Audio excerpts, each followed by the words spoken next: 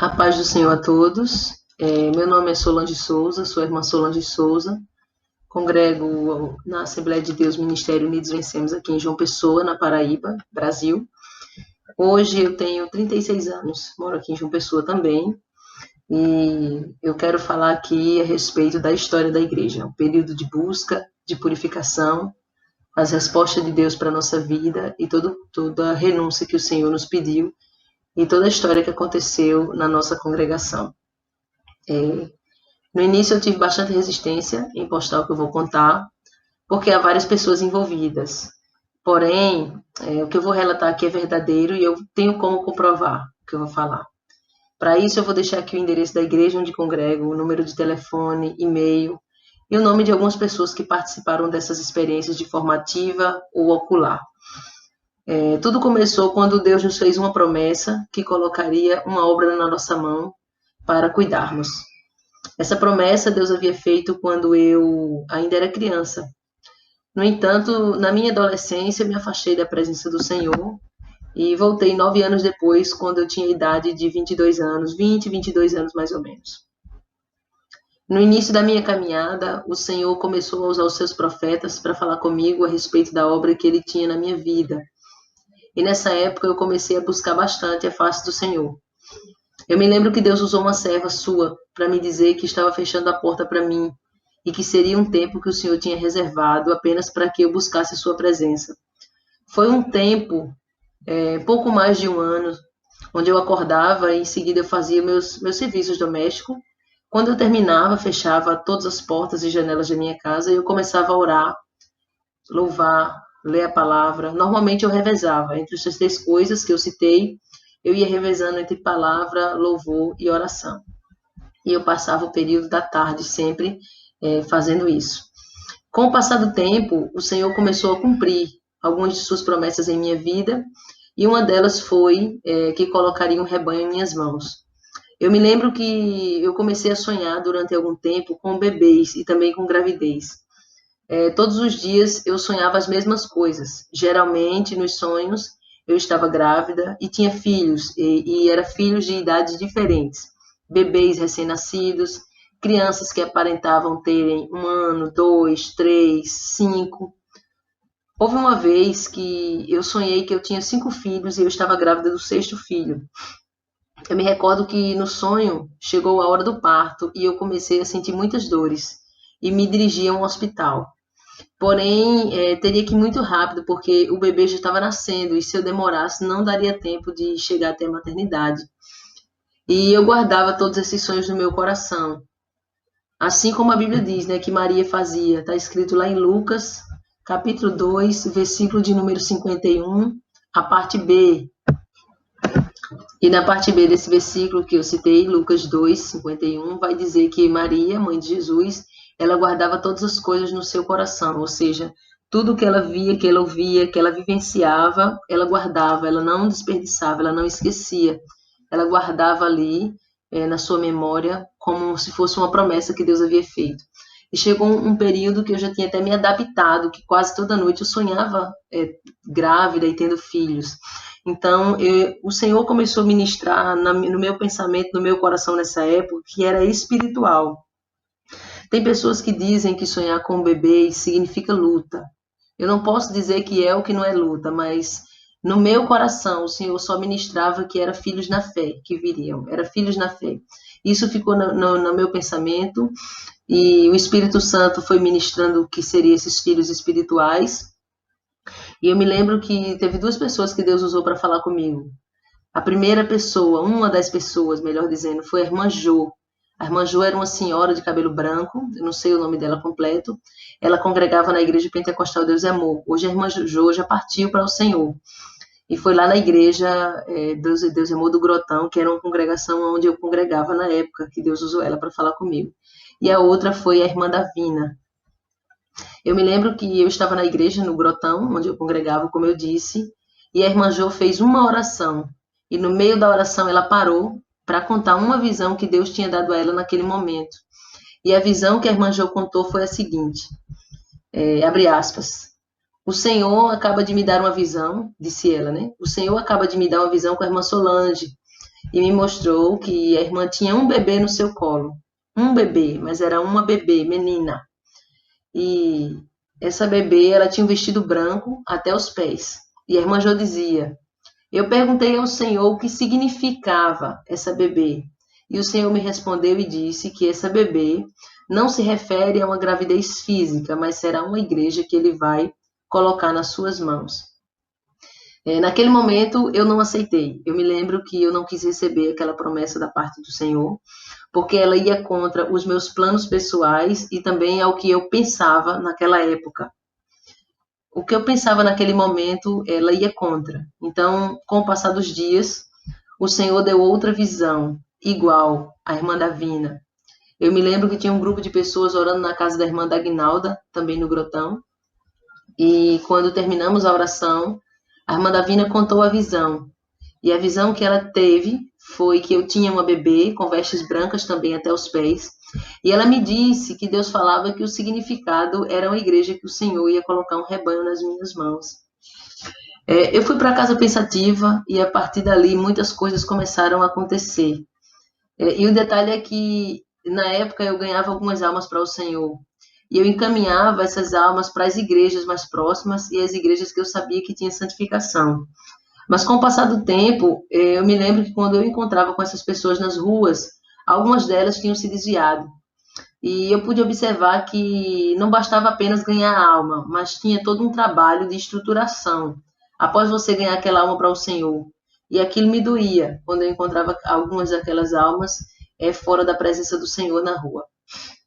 Em um outro momento, que Deus permita, eu vou contar como essa obra começou em detalhes, mas como o objetivo aqui é falar das experiências com Deus, a história da igreja e as batalhas espirituais, tudo que envolve a história da igreja, eu quero começar dizendo que depois de cerca de 2 anos, na frente dessa obra, eu, meu esposo, começou algo me inquietar.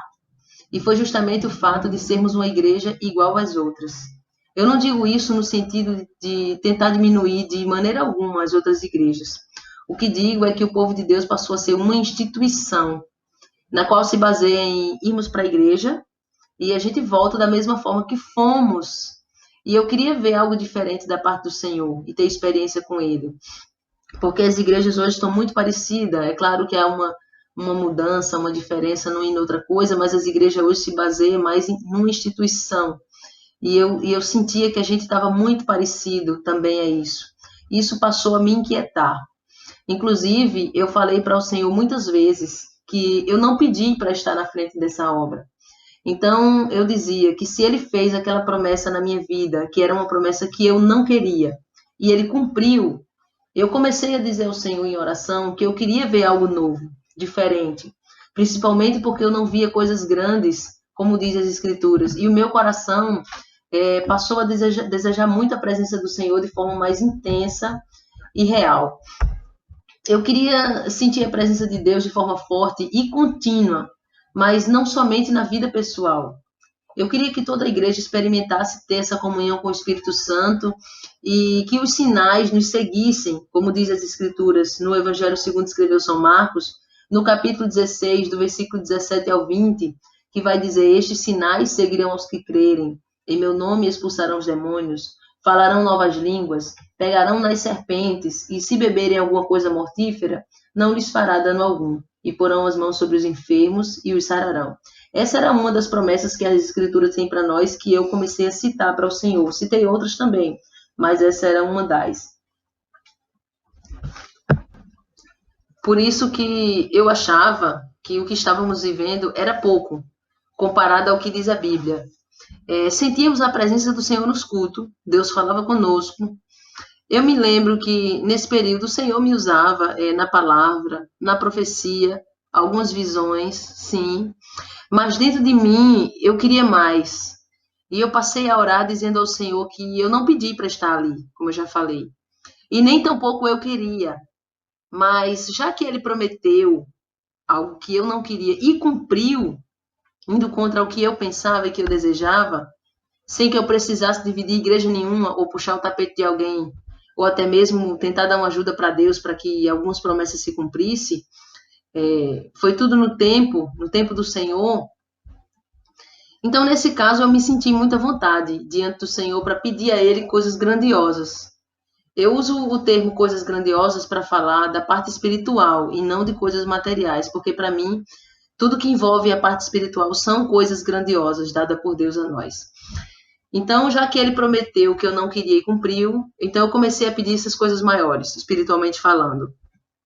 Eu pedi tão incessantemente que o Senhor começou a me responder.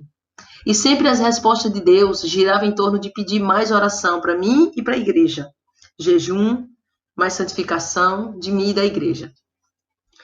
Naqueles dias eu me lembro que eu recebi um link de uma experiência de uma irmã que uma irmã teve. Foi uma experiência de arrebatamento na qual ela foi levada até o céu e também até o inferno. Esse testemunho, ele está no YouTube. Ele está em espanhol, é o testemunho, o nome da irmã é a irmã Adelaida de Carillo. Quando eu escutei, na época ele estava em espanhol. Hoje já há uma tradução no YouTube dele, mas na época eu só tinha espanhol. Quando eu escutei aquele testemunho de arrebatamento da irmã Adelaida, eu não tive dúvida que devia colocar na igreja para todos ouvirem. E eu me lembro que eu parei um culto de doutrina e eu coloquei esse testemunho para toda a igreja escutar e eu fui traduzindo para todos entenderem, porque estava em espanhol, como eu já disse. Aquele testemunho ele impactou minha vida de várias maneiras, mas o que mais mexeu comigo foi o fato da irmã Adelaide dizer que no seu arrebatamento havia 2 anjos com ela. Esses anjos permaneciam em silêncio, porém, eles estavam ali para fazer com que ela passasse por um verdadeiro processo de purificação. Isso me impactou bastante quando eu ouvi o testemunho. Eu fiquei pensativa a respeito desse assunto e eu me lembro que eu chamei a irmã Thalia, que congrega aqui conosco, vocês conhecem de ouvir os testemunhos dela, e eu chamei ela para a gente fazer um propósito de jejum e oração intenso para o Senhor, para Deus nos purificar. O pedido foi esse, purificação. Eu pesquisei bastante a respeito do que significa a palavra purificação. E depois de pesquisar bastante, eu cheguei à conclusão que para ser purificado é necessário que a pessoa já esteja de certa forma limpa. A purificação ela vai acontecer para fazer uma limpeza mais profunda, assim como acontece com o ouro. Ou seja, você já está limpo, teoricamente falando, mas quando você passa por um processo de purificação com Deus, é uma limpeza mais profunda, mais a fundo, vamos dizer assim. Com isso, nós decidimos que a gente ia orar diariamente na igreja, eu e a irmã Thalia, e nós decidimos que a gente ia orar todas as manhãs, de 6 às 7 horas da manhã. E eu me lembro que a gente passou cerca de 9 meses orando todos os dias, de 6 às 7 da manhã. Era só 1 hora de oração. E eu me lembro que o pedido era só purificação, para podermos ter experiência mais profunda com o Senhor. Após esse período de 9 meses de oração, eu me lembro que Deus deu uma visão para uma irmã que congrega aqui conosco. Nessa visão, essa irmã via uma água limpa que descia do céu, e essa água descia sobre mim e sobre a irmã Thalia. E quando essa água descia sobre mim e sobre a irmã Thalia, essa água tirava pequenas impurezas e a água escorria do nosso corpo, e na medida que a água ia escorrendo pelo nosso corpo, ela ia lavando toda a igreja. Eu me lembro que ficamos extremamente alegres, porque naquele momento a gente tinha certeza que Deus tinha ouvido nossas orações daquele período de 9 meses. E eu quero lembrar aqui que a irmã a qual Deus deu essa visão para ela não sabia qual era o nosso propósito de oração que nós estávamos fazendo pela manhã. E a gente ficou feliz porque Deus tinha ouvido a nossa oração daquele período, e eu cheguei à conclusão que não podíamos de maneira alguma sermos egoístas. E eu abri as portas da igreja para quem quisesse vir orar. E eu fiz uma tabela, colocando 2 pessoas responsáveis pela oração a cada manhã, das 6 da manhã às 7 da manhã. E eu e a irmã Thalia, nós começamos a fazer a mesma oração, só que agora à noite, de 6 às 7 da noite. Nesse caso, a igreja agora passou a ter a oração pela manhã todos os dias e também pela noite todos os dias. E eu me lembro que nesse período que nós começamos a fazer essa oração à noite, a irmã Cristina, ela também começou a fazer conosco à noite, e aí pela manhã ficou uma tabela com alguns nomes de pessoas da igreja específico para ficar responsáveis por aquela oração, e a gente ficou na tabela da noite.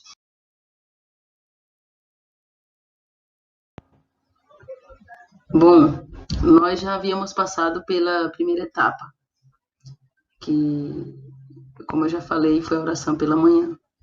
Agora nós começamos na oração da noite a pedir arrebatamentos, visões mais profundas, salvação de almas, libertações, curas divinas, mais batismo com o Espírito Santo, coisas mais profundas com o Senhor. Nesse período, a gente teve contato com o servo do Senhor, que não é do Brasil. Nós oramos ao Senhor, pedimos confirmação se a gente devia trazê-lo para compartilhar conosco o que Deus havia lhe mostrado. E eu pedi ao Senhor que desse uma confirmação, e assim o Senhor confirmou, e nós o trouxemos. Quando o Senhor deu a resposta, me lembro que foi no dia 8 de junho de 2018, e nós entramos em contato, compramos a passagem e trouxemos o servo do Senhor, porque nós estávamos esperando que Deus faria algo. Nós buscamos para isso, fizemos campanha, petições, começamos ali a nos consagrar de forma mais intensiva, e a gente reuniu a igreja nesse propósito especial de jejum e oração para os dias que viriam, e toda a igreja passou a fazer esse mesmo pedido, pedindo ao Senhor purificação, pedindo o agir de Deus, pedindo os seus sinais. A Bíblia Sagrada vai dizer, lá em Mateus capítulo 7, versículos 7 e 8, pedi e dá-se-vos-á, buscai e o encontrareis, batei e abri-se-vos-á. Porque aquele que pede recebe, o que busca encontra, e ao que bate se abrirá. E no final do mês de setembro de 2018, eu vi essa palavra começando a se cumprir na nossa igreja. Na ocasião, Deus começou a usar uma determinada pessoa na igreja, inclusive era uma pessoa que fazia pouco tempo que tinha se convertido ao Senhor, e Deus começou a usar de uma forma diferente. E eu me lembro que primeiro quero dizer algo aqui. Alguns meses antes, Deus havia prometido que ia levantar pessoas na igreja com ministério e dons, um diferente do outro, para que a igreja fosse completa, estivesse completa, falo no sentido espiritual. Como diz o apóstolo São Paulo na primeira carta aos Coríntios, no capítulo de número 12, lá no versículo 4, do 4 ao 11, que ele vai dizer: ora, há diversidade de dons, mas o Espírito é o mesmo. E há diversidade de ministérios, mas o Senhor é o mesmo. E há diversidade de operações, mas é o mesmo Deus que opera tudo em todos. Mas Paulo vai dizer que a manifestação do Espírito é dada a cada um para o que for útil, porque a um, pelo Espírito, é dada a palavra da sabedoria, e a outro, pelo mesmo Espírito, a palavra do conhecimento, e a outro, pelo mesmo Espírito, a fé, e a outro, pelo mesmo Espírito, os dons de curar, e a outro, a operações de maravilhas, e a outro é dada a profecia, e a outro é dado o dom de discernir os espíritos, e a outro a variedade de línguas, e a outro a interpretação de línguas. Mas um só e o mesmo Espírito opera todas essas coisas, repartindo particularmente a cada um como quer. E o próprio Paulo diz que a igreja deve abundar nos dons espirituais, como nós sabemos. A forma como Deus começou a usar foi de uma maneira nunca vista antes, porque o Senhor começou arrebatando, dando visão. Em seguida, o Senhor dava o sinal para que toda a igreja tivesse certeza de que Ele estava falando. E os sinais que Deus dava eram os seguintes. Os sinais eram lágrimas de sangue, sangue nas mãos ou nos pés, no mesmo lugar onde entraram os pregos, nas mãos e nos pés de Jesus, saliva de sangue, sangue na testa em forma de coroa de espinho. Isso acontecia uma irmã, quando nós estávamos no culto, quando todo mundo estava ligado no céu, começava a sair nela lágrimas de sangue, ou às vezes ficava como se fosse uma marca na testa, assim, como se fosse uma coroa de sangue descendo, uma coroa de espinho. Também nos pés, onde Jesus foi cravado, né? Nos pés e nas mãos. Isso impactou bastante. Esse sinal foi uma das coisas que nos impactou bastante. Inclusive, várias pessoas que ouviram falar a respeito do que estava acontecendo em nossa igreja, ouviram as fotos, né, que nós tiramos, pensavam que se tratava de técnicas, né, de ilusionismo, bruxaria, mentira, engano. Mas Deus falou conosco por várias vezes, falou comigo também o significado do sangue. E, inclusive, nesse vídeo, se o Senhor permitir, eu vou estar postando uma foto que comprova o que eu estou relatando. Eu me lembro que o Senhor disse que estava dando sinal de sangue na igreja por esses motivos. O primeiro significava que o seu sangue foi derramado na cruz do Calvário. E aquele sangue que foi derramado na cruz do Calvário é como se ainda corresse fresco, ainda fosse recente. É como se o sacrifício de Jesus na cruz tivesse acabado de acontecer. Eu me lembro que o Senhor falou também que a igreja não poderia esquecer de que fomos comprados, não a preço de prata ou preço de ouro, mas preço de sangue, como está escrito lá em 1 Pedro, capítulo 1, versículo 18 e versículo 19. Eu vou ler aqui esses dois versículos de 1 Pedro, capítulo 1, versículo 18 e 19, que diz: sabendo que não foi com coisas corruptíveis, como prata ou ouro, que fostes resgatados da vossa vã maneira de viver, que por tradição recebeste dos vossos pais, mas foi com o precioso sangue de Cristo, como de um cordeiro imaculado e incontaminado. Eu me lembro, meus irmãos, da primeira vez que eu perguntei ao Senhor a respeito deste sinal de sangue, porque foi muito novo para mim, apesar de eu ter nascido e crescido dentro da igreja, mas esse sinal foi muito novo e diferente para mim. E eu me lembro que a primeira vez que eu perguntei a respeito disso ao Senhor, como eu já falei, porque para mim era algo novo, o Senhor me deu aquela palavra que está escrito lá no livro do profeta Joel, capítulo 2, versículo 30, como resposta, que diz: e mostrarei prodígios no céu e na terra, sangue, fogo e coluna de fumaça. É interessante, porque são sinais, esses prodígios são sinais dos fins dos tempos, da igreja do Senhor na terra, que antecede esses dias, né? Que antecede a volta de Cristo. E o Senhor falou que era um prodígio, como está escrito, prodígio no céu e na terra. E quais são os prodígios, sinais? Sangue, fogo e coluna de fumaça. Mas o Senhor também disse que o sinal do sangue também significava livramento, como aconteceu no passado com o povo, quando o povo colocou o sangue nos umbrais das portas e tiveram livramento da parte do Senhor, porque o anjo da morte só respeitava as casas que tinham a marca do sangue. O Espírito Santo nos disse também que todas as vezes que fosse dado o sinal do sangue na igreja, era para a gente se lembrar, para nos lembrar que a igreja não pode deixar de clamar ao Senhor. Esse sinal do sangue ele começou a acontecer no mês de setembro de 2018. Porém, no mês de outubro de 2018, o Senhor arrebatou um servo seu. E quando o Senhor arrebatou um servo seu que não congrega conosco, congrega no outro lugar, eu ouvi esse arrebatamento dele. O Senhor mostrou para o seu servo que os satanistas começaram a fazer um jejum no ano de 2018. Um jejum de 40 dias. E o objetivo desse jejum, no final, era sacrificar 3 mulheres. No final do jejum, sacrificar 3 mulheres que seriam como uma forma de afrontar a Deus, que é Pai, Filho e Espírito Santo. Como também eles tinham outro objetivo específico, que era enfraquecer a igreja de Deus na terra. Porque enfraquecendo a igreja, eles podem preparar melhor o mundo para receber o anticristo, para a chegada do anticristo.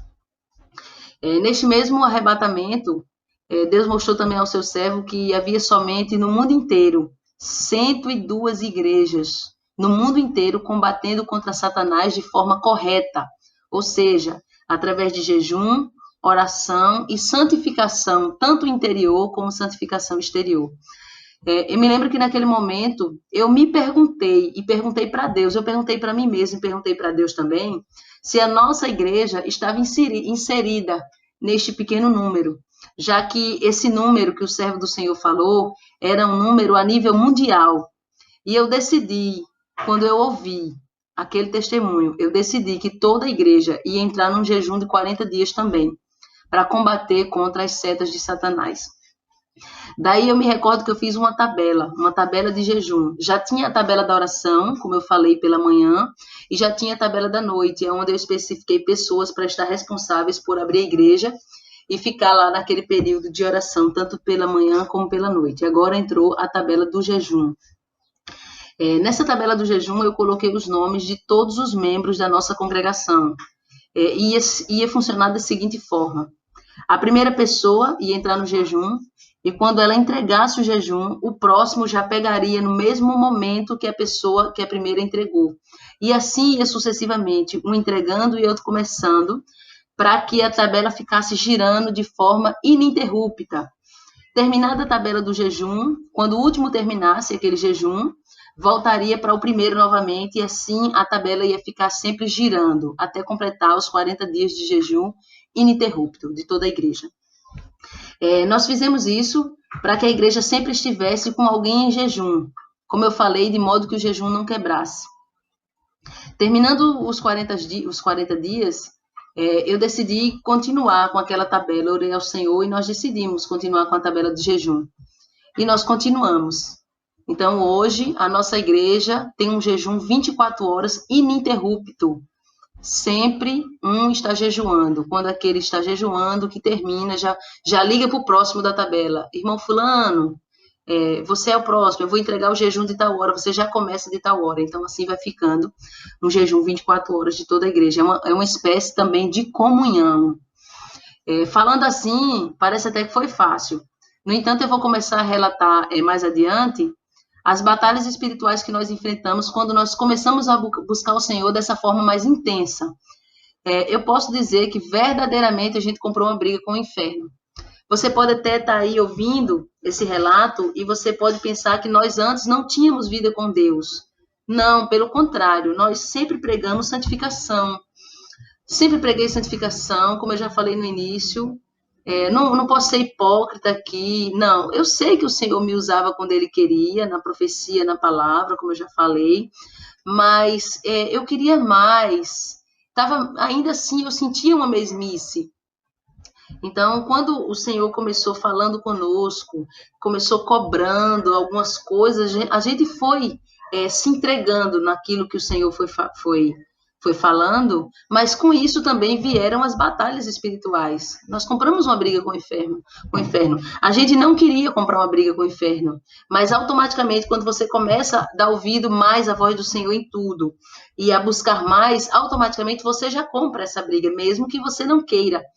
E agora eu vou falar um pouco do processo de purificação. E aí, mais adiante, eu vou falando dessa batalha. E vou falar algumas coisas que eu vou lembrando, porque eu fui escrevendo para que eu não esquecesse de nada, mas na medida que eu for lembrando de mais alguma coisa, eu vou falando.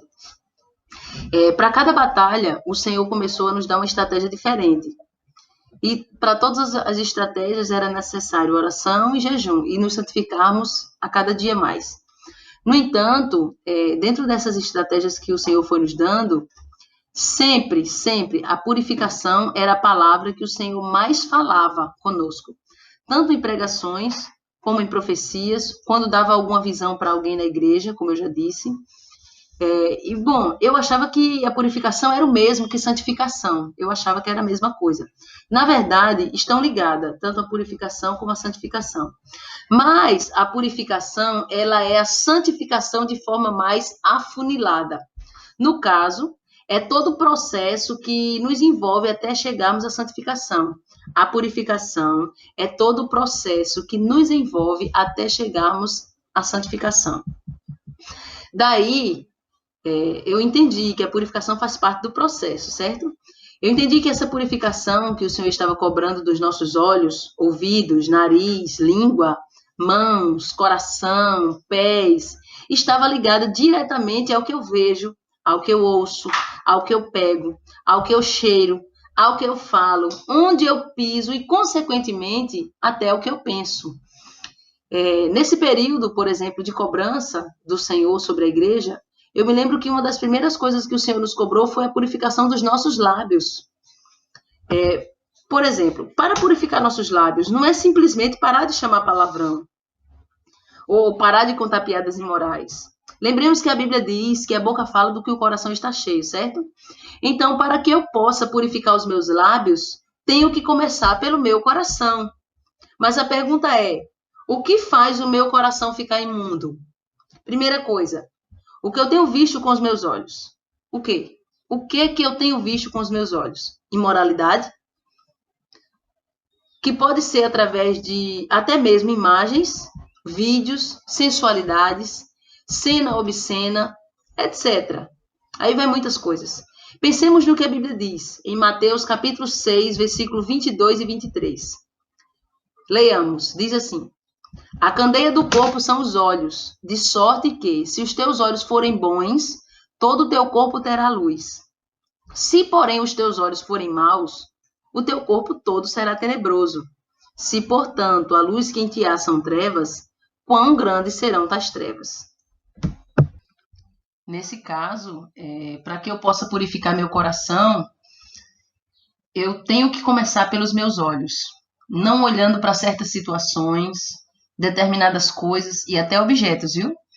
Porque nossos olhos eles funcionam como uma espécie de janela, janela para o coração e, consequentemente, para todo o corpo. Logo, se eu quero meu coração purificado, eu tenho que começar pelos meus olhos. E é interessante que sobre esse assunto, houve um momento que eu tive uma conversa com um jovem. E esse jovem, ele tinha uma inclinação carnal para o lado do homossexualismo. E pelo fato de o Senhor haver alertado ele começou a se policiar e a vigiar para que ele não caísse nessa armadilha de Satanás. E esse jovem, eu me lembro que ele falou para mim que esses desejos vinham na mente dele conforme o que ele via. E eu me recordo que ele citou um bom exemplo, que foi o exemplo das redes sociais. Ele me disse que quando ele entrava nas redes sociais, o que ele via ali, as fotos, os vídeos, entrava nele de tal forma, na mente, pelos olhos. Entrava pelos olhos, na mente e descia para o coração de tal forma que ele falou para mim que ficava difícil de ele lutar contra aquela inclinação, aquele desejo carnal. Então, o processo de purificação tem que começar pelo coração. Mas como que começa pelo coração? Purificando o quê? Os olhos. Os olhos é uma janela e eu preciso fechar essas janelas. O que é que eu vejo na rua, cenas, situações? Eu tenho que aprender a desviar meu olhar de algumas coisas. Eu tenho que aprender a fazer essa limpeza, essa purificação para limpar meu coração. A segunda coisa, purificação dos ouvidos. Você pode dizer, irmã Solange, é possível purificar os ouvidos? Eu estou falando de um processo que nós vivemos na nossa igreja e sei que é possível. Sabemos que em 1 Coríntios, capítulo de número 15, versículo 33, diz: não vos enganeis, as más conversações corrompem os bons costumes.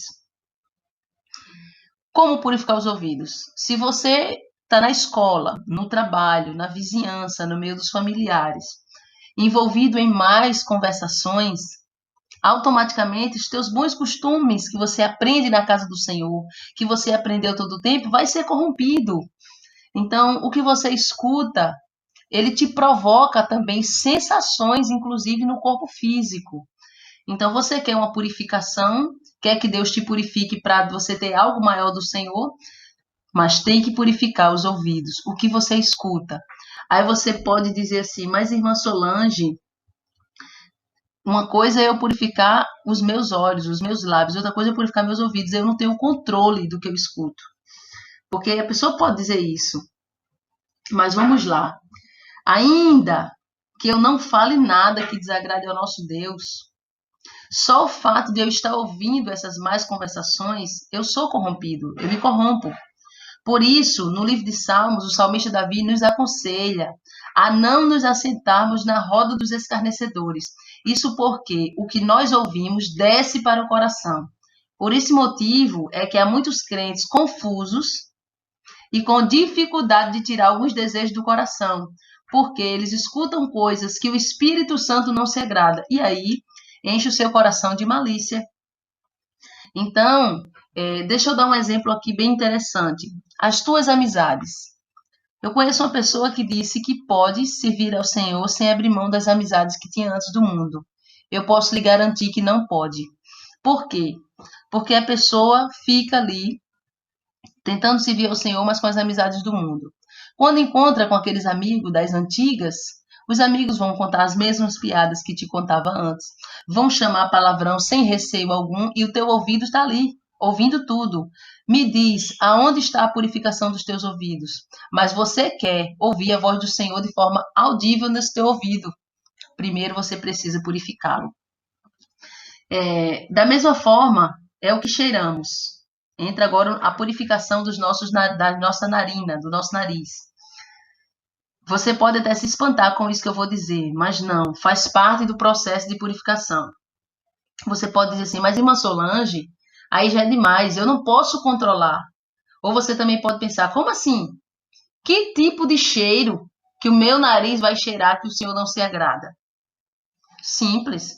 Eu mesmo conheço muitos crentes que antes de servirem ao Senhor fumavam, bebiam, alguns usavam drogas, e nós sabemos que tudo isso tem um cheiro específico. Qual será a reação de uma pessoa que era viciada e ainda está em processo de libertação ao sentir determinado cheiro? Um cheiro que antes o atraía para o pecado. Qual você acha que vamos dizer assim, a atitude dessa pessoa? Como que você acha que vai ser a reação dessa pessoa ao sentir determinados cheiros que antes eram cheiros convidativos para o pecado? Outra coisa, a gente sabe que com certeza a pessoa vai se sentir tentado. Uma coisa interessante a gente pensar é que existem perfumes com cheiros específicos. Eu vou dizer aqui exemplos. Perfumes que eu já senti cheiro, que eu conheço, que tem cheiro específico de maconha, de cigarro e de vinho, de vinhos específicos.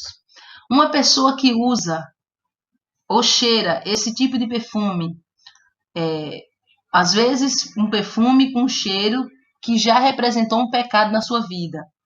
Essa pessoa pode dizer que o seu nariz está purificado diante do Senhor?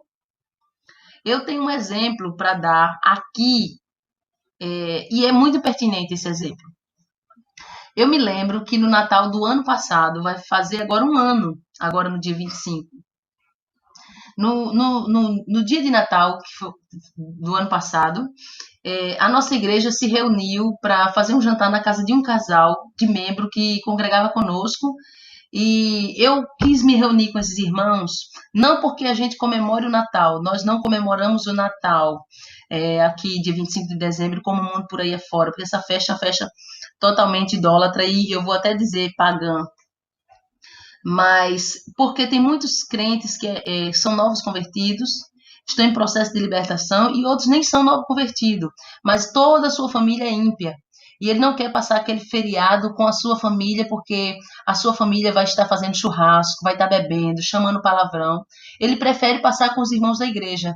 Então, nós preferimos fazer um jantar entre nós, não em comemoração ao Natal, mas como com o objetivo de que aquelas pessoas que estão nessa situação de fragilidade não venham a cair. Então, estar ali com os irmãos da igreja, conversando, é melhor.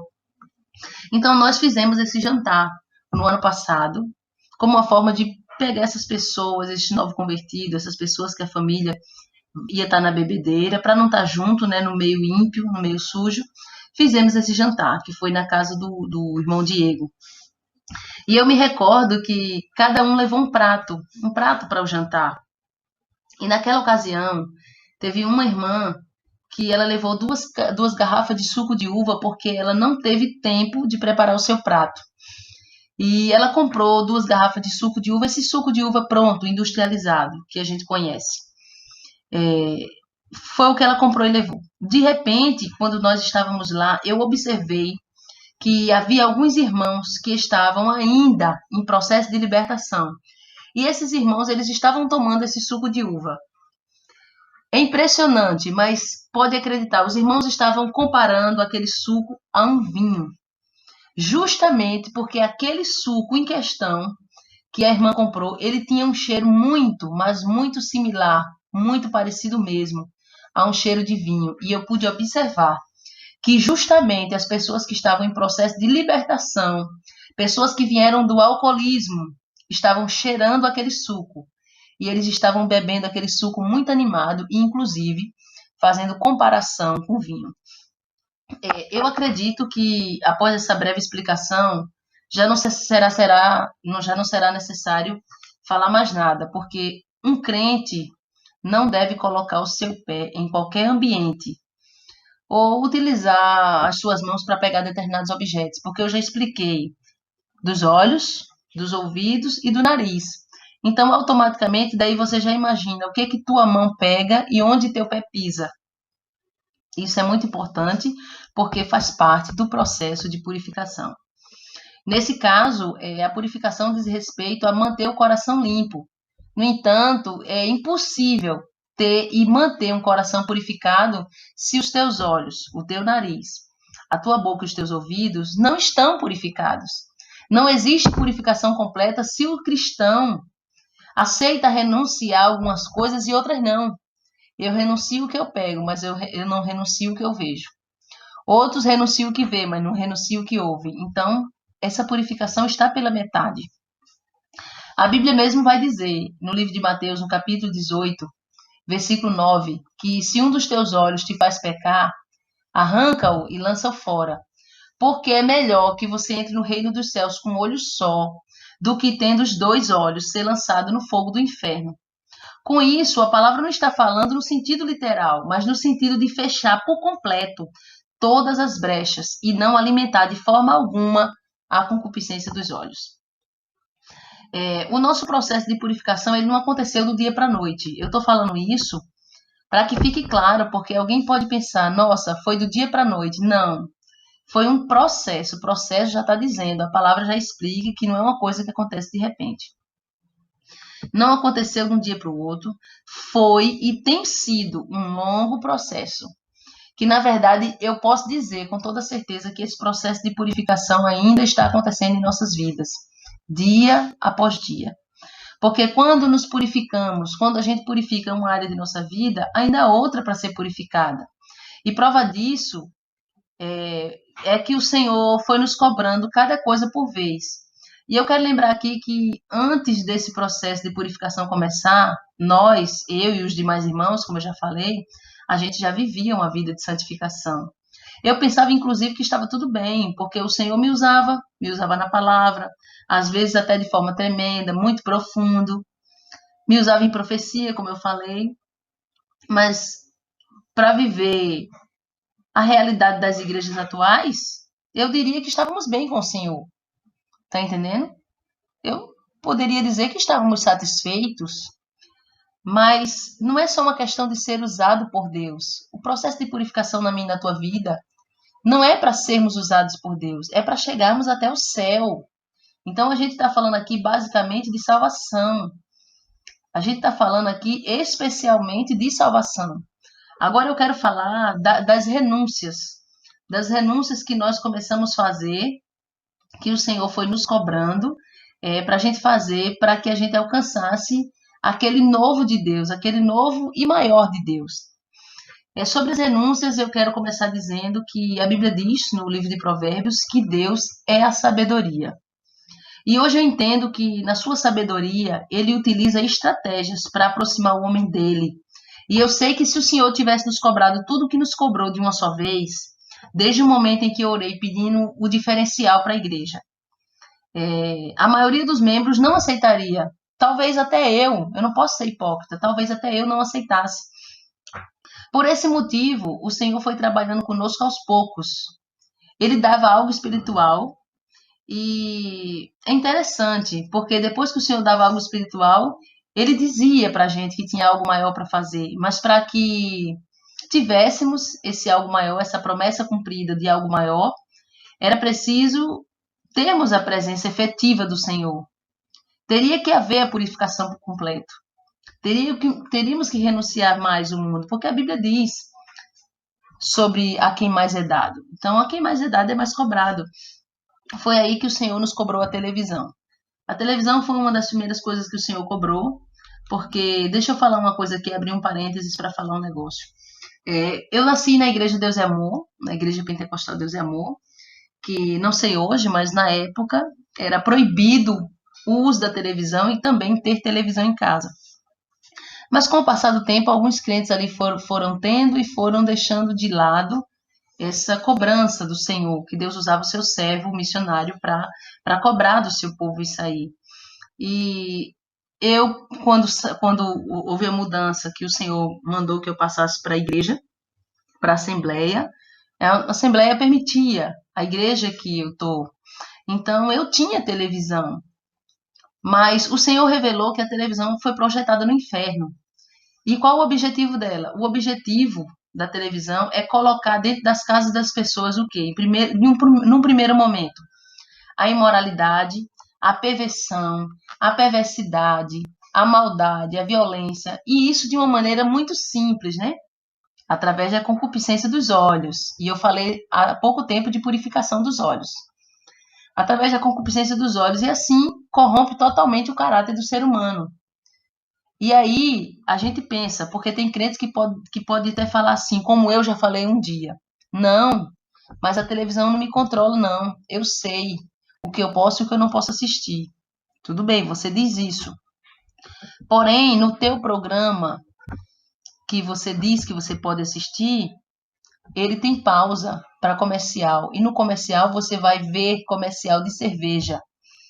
Você vai ver comercial que incentiva a prostituição. E eu posso te garantir que de 100 comercial que você vê, 90 tem mulher nua.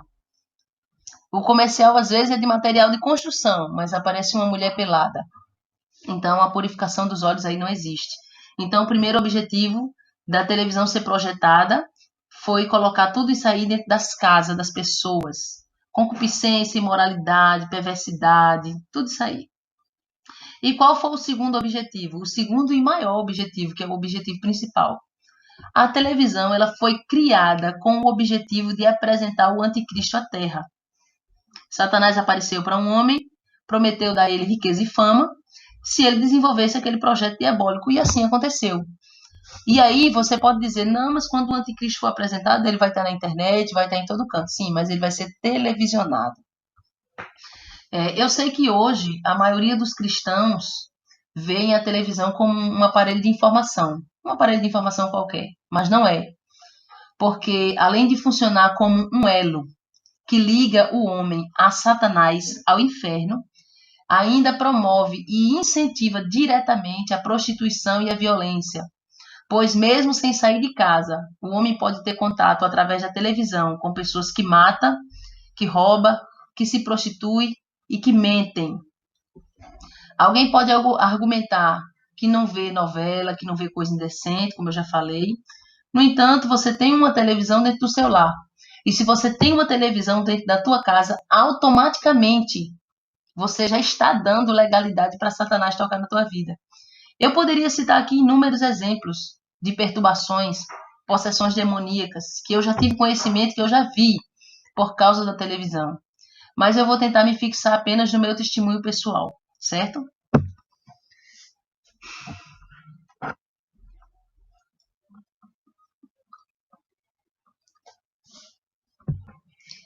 Eu me lembro que, ainda quando eu era nova convertida, o Espírito Santo de Deus foi tirando algumas coisas de mim. No entanto, eu tinha televisão na minha casa. E eu fui deixando de assistir alguns programas. Primeiro eu abandonei as novelas, programas imorais. Depois eu abandonei os programas voltados para comédia, que também tem moralidade. Tem sempre aquela piadinha com duplo sentido, filme de terror, de ação. Eu fui abandonando. Mas a Bíblia diz, em Cantares, no capítulo 2, versículo de número 15, que as raposinhas destroem a plantação. Então, vamos falar sobre isso. As raposinhas destroem a plantação. Por isso, não basta apenas retirar as coisas grandes, como a gente diz, os pecados maiores. Apesar que pecado para Deus está tudo num patamar só, mas eu estou falando de uma forma para que você entenda. Temos que abrir mão das coisas que aparentemente não tem nada a ver. Você já leu na Bíblia que o Senhor mandou o rei Saul destruir totalmente os amalequitas com tudo que eles tinham? E o que Saul fez? Saul foi lá e destruiu somente as coisas vis e desprezíveis. E as coisas de valor ele não quis destruir. Do mesmo modo, tem pessoas crentes que dizem ser servos do Senhor, mas só querem destruir, só querem abrir mão das coisas que não é sacrifício nenhum para ele deixar. O que dói na carne, abrir mão, o que dói na carne para deixar de fazer, Algumas pessoas não querem abrir mão. Por esse motivo, muitos estão sendo reprovados por Deus, da mesma forma como Saul foi reprovado por Deus. E Deus está encontrando outros como Davi, para substituir os que estão sendo reprovados. A segunda coisa que o Senhor começou a requerer de mim, especialmente de mim, foi para que eu pregasse sempre contra divórcio, contra o crente casar-se mais de uma vez. Foi para que eu pregasse, começasse a abordar esse tema. E eu cheguei até a fazer um estudo na igreja para os irmãos a respeito disso. Essa foi a segunda coisa que Deus cobrou, que era para eu pregar. Teve a televisão, como eu falei, e agora eu estou falando de divórcio. A terceira coisa que o Senhor cobrou foi a respeito de política. Na verdade, eu aprendi desde a minha infância, né? Que os servos do Senhor que querem morar no céu não devem de maneira alguma se envolver com essa podridão da política. Apenas votar e só, se tiver alguém íntegro e só.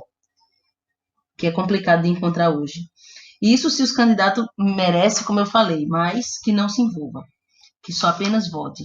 Eu lembro que foi um período bastante intenso, que o Brasil estava meio dividido, né? Quase que 100% dos crentes estavam apoiando um certo candidato, e Deus deu uma visão a uma determinada irmã com um símbolo bastante conhecido, e o Senhor disse para a igreja ficar fora, não somente daquela política daquele ano, mas fora de política. O Senhor já vinha falando comigo isso há um certo tempo, há uns 2 anos antes.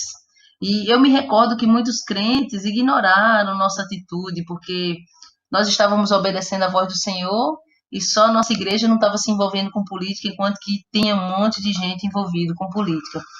Mas foi uma coisa que o Senhor cobrou na nossa igreja, que fazia parte, que fez parte, que faz parte, na verdade, do processo de purificação, e nós damos ouvidos à voz do Senhor. Não se envolver com esse meio podre de política. A quarta coisa que o Senhor requereu de nós, que o Senhor cobrou da igreja, foi a questão das flores artificiais. Eu confesso que abrir mão das flores artificiais não foi dificultoso para nós. Não foi dificultoso para mim. A maior dificuldade foi adotar a flor natural. Porque abrir mão das flores artificiais foi só pegar os vasos de flores artificiais e jogar fora. Quando o Senhor cobrou, que foi através de um arrebatamento. Do Senhor falou das flores artificiais por 2 vezes. Falou primeiro, através de uma irmã, e eu ainda fiquei com alguma dúvida e continuei orando ao Senhor. E aí o Senhor arrebatou a irmã Thalia num outro momento, eu creio que uns 4 meses depois, e falou novamente e esclareceu todas as minhas dúvidas. Não foi dificultoso para mim abrir mão das flores artificiais da igreja, eu tirei, apesar que as flores artificiais, se você pensar, elas são fáceis, porque você pagou uma vez, ela é sua, você só vai lavar a cada 6 meses, você demora para lavar, você não tem que estar ali mantendo como a flor natural. A dificuldade mesmo para mim foi adotar a flor natural. Por quê? Porque a flor natural requer cuidado, ou seja, requer que você coloque água diariamente, requer que você coloque um pouquinho no sol, tem algumas que não suportam levar chuva, tem que ter um cuidado específico para elas não morrerem. O Senhor disse para a gente que a flor artificial é uma mentira. E a outra coisa que o Senhor disse é que a flor artificial não tem vida, ela é uma imitação, por isso ele reprova. Então, o Senhor apenas aceita dentro da igreja, das igrejas que querem morar no céu, flores naturais, porque tem vida. No momento que a flor artificial ela está ali, mas não tem vida nenhuma, ela é uma mentira, é um engano. E outra, acostuma a gente no erro, porque a flor que tem vida é como a gente. Para a gente se manter de pé, a gente precisa comer, se limpar, tomar banho, se cuidar. E a flor é do mesmo jeito. Ela tem que ter um cuidado específico. Tem que ser uma verdade, não pode ser uma mentira. Como a Bíblia mesmo diz, para a gente não fazer algo que esteja em cima nos céus ou embaixo na água ou embaixo da terra, né? Então, a flor artificial é uma mentira, o Senhor não se agrada. Depois veio a nossa quinta renúncia. Eu confesso que essa quinta renúncia foi difícil. Eu não digo difícil pelo fato de termos que abrir mão, mas foi pelo fato de ser algo que servia muito para nós. O que foi, irmã Solange, a quinta renúncia? foi o famoso aplicativo chamado WhatsApp. O WhatsApp foi uma renúncia que Deus cobrou da nossa igreja. E foi difícil para mim, eu não posso mentir para você e dizer que não foi. Naquele momento foi. Por quê? Apesar que a gente já estava assim, num processo de purificação ali, mas eu considerava ele naquele momento como algo útil, apesar de que eu sabia que o WhatsApp tirava muito o nosso tempo que a gente podia estar orando, tempo que podia estar lendo a palavra, tempo que podia estar fazendo outras coisas, ele tira muito a nossa atenção. Mas vamos lá. Por que eu achei que foi uma renúncia difícil? Porque o WhatsApp ele serve para enviar fotos, documentos, links, trabalhos escolares, a comunicação, ligação, é uma série de coisas. E eu usava bastante para enviar hinos, testemunhos. Essa quinta renúncia que eu estou falando do WhatsApp, ela foi interessante quando aconteceu na nossa igreja. Por quê? Porque a primeira vez que eu ouvi algo falando contra esse aplicativo do WhatsApp foi o pastor Eduardo Santos, que ele contou uma experiência que ele teve com Deus, e nessa experiência o Senhor lhe disse que tanto o WhatsApp como também o Facebook eram projetados no inferno. Quando eu ouvi, eu fiquei pensativa, eu me lembro quando eu ouvi, eu fiquei pensativa a respeito disso, e eu acreditei, eu criei no que o servo do Senhor tinha falado. No entanto, eu fiquei pensando como que eu ia falar para a igreja, porque normalmente quando eu ouvia esses testemunhos que testificavam ao meu coração, que eu procurava saber e sabia que era um testemunho de pessoas sinceras, eu passava para a igreja. Mas como que eu ia agora passar um testemunho que falava contra algo que eu e que toda a igreja usava? Então, eu fiquei pensativa. E eu comecei a orar ao Senhor. Inclusive, eu quero até falar algo aqui, que começou através do WhatsApp, que foi um grupo chamado Edificar, que hoje está agora no YouTube, esse canal chamado Edificar, começou no WhatsApp. O grupo Edificar, inicialmente, foi criado no WhatsApp. Esse grupo tinha regras e tinha um objetivo. E as regras desse grupo foi interessante, porque o Senhor me deu essa revelação desse nome, Edificar. E eu fui lá e criei um grupo no WhatsApp com o nome Edificar e coloquei todos os membros da nossa igreja. Olhem bem, prestem atenção para que vocês entendam. Eu coloquei as regras do grupo e as regras eram: é proibido bom dia, boa tarde ou boa noite, ou está entrando só para dar a paz do Senhor. É proibido conversas e é proibido postar link de testemunho que você não saiba a procedência, se é verdadeiro ou se é falso. Ou também se o Senhor não revelasse de alguma maneira que era verdadeiro. E outra coisa que eu coloquei, somente eu poderia postar. Como assim, somente eu? Se os irmãos ouvissem um testemunho que eles vissem que edificava, eles mandavam um link para mim. Eu ouvia, analisava, orava ao Senhor. Se o Senhor permitisse, eu colocava ali para todos ouvirem. Essas regras que eu havia colocado lá nesse grupo era uma maneira de não bagunçar, de não haver bagunça e de ter uma direção. Porque, como o nome dizia, edificar, então eu queria que tivesse realmente, de fato, uma edificação naquele grupo. E a gente precisava ganhar estrutura, a gente precisava ganhar estrutura espiritual, aumentar a fé, a gente precisava que o nosso temor fosse gerado, temor em nossa vida. Então, por isso que havia essas regras. Porém, quando o Senhor cobrou o WhatsApp, foi bem interessante, porque o Senhor, primeira coisa, eu ouvi através do pastor Eduardo, como eu já falei. Então, ali eu já entendi que foi uma cobrança. Deus não mostrou a seu servo? Eu só fui orar porque era algo que nós usávamos. Então, como nós usávamos, eu tinha que orar para saber como que eu ia fazer. E aí eu me lembro que nesse período que eu estava orando, o Senhor mostrou, confirmando para a nossa irmã Ana Cristina, que congrega conosco. A irmã Cristina diaconiza aqui na nossa igreja e o Senhor mostrou para ela.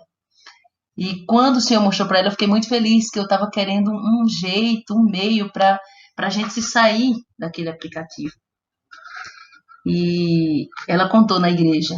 E quando ela contou na igreja, tem até aqui no canal, quem não ouviu pode ouvir e ver tanto a irmã Cristina contando com uma outra irmã que também contou o que aconteceu, porque ela foi para casa pensativa quando foi contado na igreja e ela não queria ali abrir mão, mas quando chegou em casa, um demônio apareceu para ela e Deus falou com ela quando aquele demônio apareceu para ela que realmente o WhatsApp havia sido projetado do inferno. Então isso gerou um temor no coração não somente dela, mas de algumas pessoas naquele momento.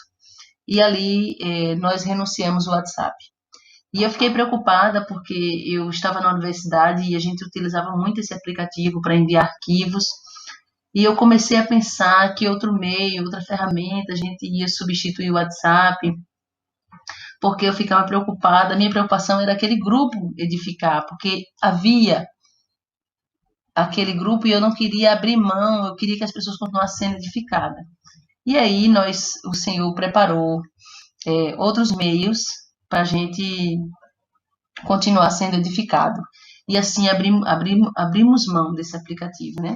Porque o aplicativo WhatsApp, eu hoje considero ele como uma raposinha, que a gente olha e pode dizer assim, hoje, puxa, mas todo mundo usa.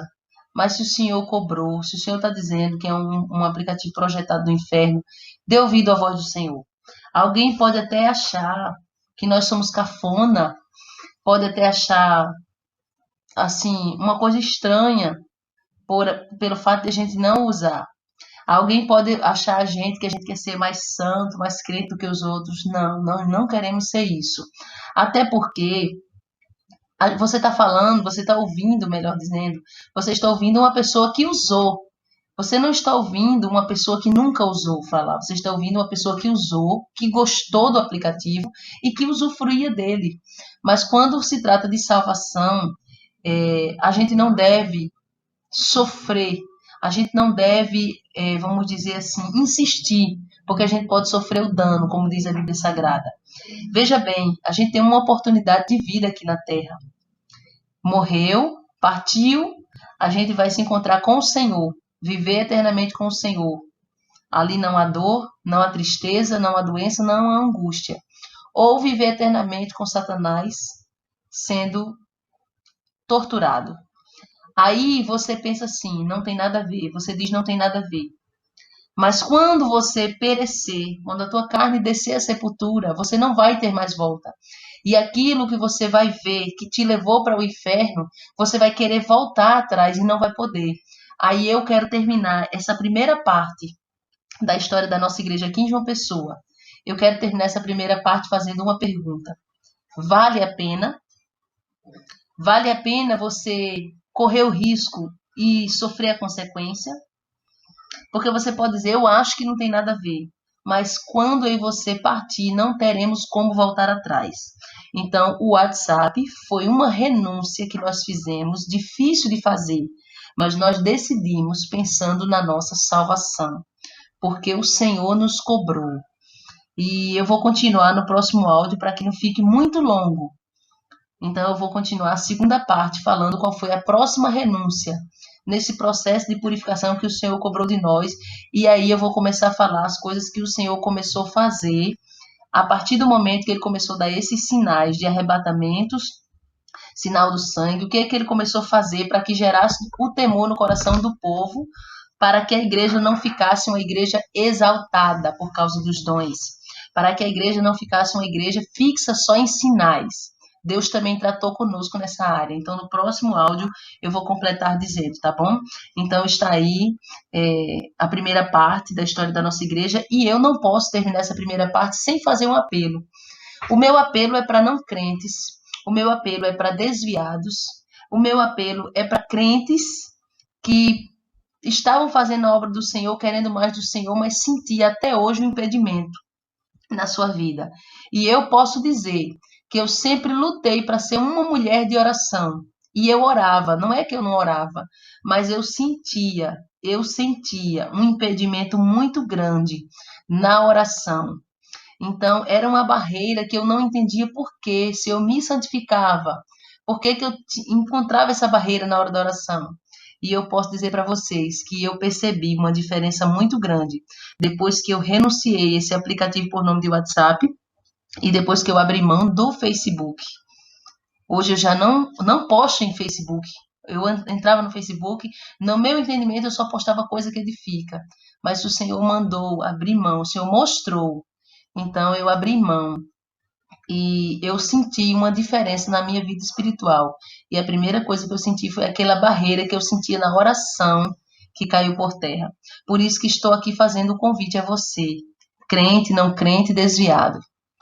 Você pode até ser cético, você pode ser cético, mas o convite é para você também, que é ateu. O convite é para você, crente, que Deus está convocando você a um concerto maior, porque Ele quer te dar algo maior. Dobra teus joelhos aí agora, onde você estiver, e diz: Senhor, eu renuncio à política, eu renuncio à televisão. Senhor, eu quero purificação dos meus olhos, dos meus ouvidos, nos meus lábios, meus pés, minhas mãos. Senhor, eu renuncio na igreja onde eu congrego flores artificiais. Senhor, vai renunciando, vai renunciando. Faz um concerto aí com Deus agora. E você que está afastado, volta para a presença do Senhor. Fazendo um concerto com Deus. Você que nunca se viu ao Senhor, aceita Jesus agora como teu Salvador e eu vou orar pela tua vida. Soberano Deus, Pai querido e santo. A tua palavra diz que há festa nos céus quando uma alma se rende ao Senhor. Porque vale mais uma alma salva, Senhor, do que o mundo inteiro perdido. E eu oro por essas pessoas que estão neste momento se voltando a Ti. Eu oro por essas pessoas, meu Pai amado, que estão neste momento renunciando à sua carne. Estão nesse momento dando ouvidos à Tua voz. Eu oro por essas pessoas, meu Pai, que estão agora se prostrando diante da Tua presença. Eu quero te pedir em nome do Teu Filho amado, meu Senhor Jesus Cristo, escreve o nome desta pessoa no livro da vida e liberta, em nome de Jesus Cristo. Eu creio, meu Pai, na salvação, na libertação e transformação dessa pessoa. É o que eu te oro e te agradeço, em nome do Senhor e Salvador Jesus Cristo.